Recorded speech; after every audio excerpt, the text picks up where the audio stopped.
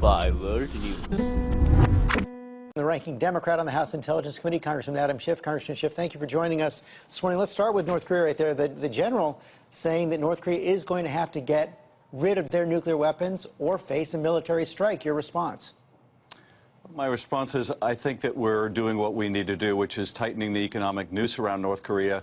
We're going to need to make sure that China fully complies, because when we lose our focus, China goes back to business as usual. And with each provocation by the North, we have to up the economic pressure and ultimately force them to the table. I think that's the only way of resolving this. And right now, I think at the United Nations, we need to not only make sure that those that have agreed to these sanctions live up to them, but also underscore that we are willing to sit down at the table. We are willing to resolve this diplomatically. We need everyone working together on this, and we can't have the President of the United States calling our allies appeasers. We can't have him acting, frankly, in conflict with his own Secretary of State or Secretary of Defense. This is going to be hard to accomplish, and we all need to be pulling in the same direction. Right now, too often, General McMaster is talking about a president, not that we have, but one that he wishes we had. And instead, we have a president who is taking steps through his pronouncements and his tweets that can be very counterproductive. It does seem that President Trump may be trying to find a way to stay in the Paris climate change agreement. Well, I think that would be wonderful.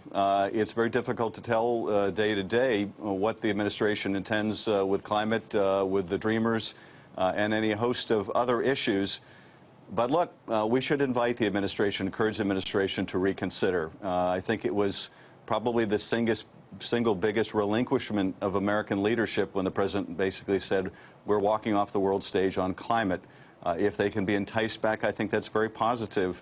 I don't know why it is so hard for this administration, whether it's on climate or on Iran or on our strategy of defeating ISIS, to acknowledge that the prior administration did some things right. I'm struck in listening to General McMaster right now, George, about how much that secret strategy that the president had of defeating ISIS that we were going to hear about in 30 days turns out to be the Obama administration's strategy, and there's nothing wrong with that. We can certainly make improvements on what the last administration did, but they did lay some important building blocks, and I think that it's going to be very difficult for this administration in dealing with North Korea to say that we're going to renege on the nuclear deal with Iran, because those issues are also interconnected. Your committee, of course, is looking at Russian interference in our election. We learned this week that Facebook has turned over evidence to Special Counsel Robert Mueller that entities connected to Russia bought at least $150,000 in targeted ads during last year's presidential campaign, information they have not turned over to your committee. What do you make of this, and will you be requesting the same information? We are requesting a lot more information from Facebook, and we have received some information, but there are a lot of unanswered questions. I don't think that Facebook is reluctant to provide information to us because they think it would conflict with special counsel. I don't think it would conflict at all. There are issues about what legal process we need to use to get this information from Facebook.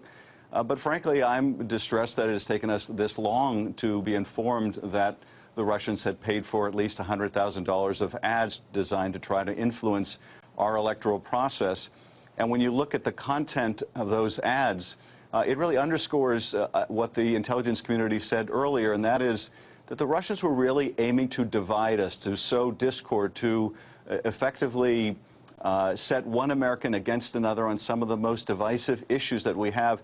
All Americans, all patriotic Americans of both parties ought to be outraged by that.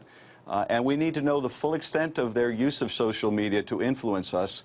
From Facebook, from Twitter, from Google, from any social media or search engine, they need to be fully forthcoming. And I'm confident they will.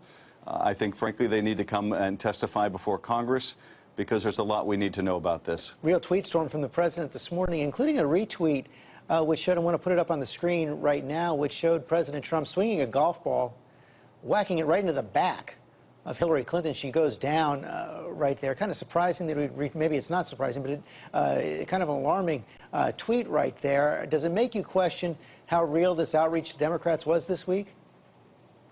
Well, it doesn't make me question that, because I think all of us recognize that outreach for what it is, and that's purely transactional, purely something that will come up from time to time when the president decides it's in his personal interest to work with Democrats. This is a president, look, who has no ideology. He's not conservative. He's not liberal.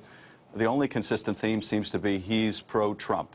He's for his own personal interest. Sometimes those interests will align, and we shouldn't cut off our nose to spite our face. Where they do align, where it makes sense for the American people, we should take advantage of that transactional opportunity.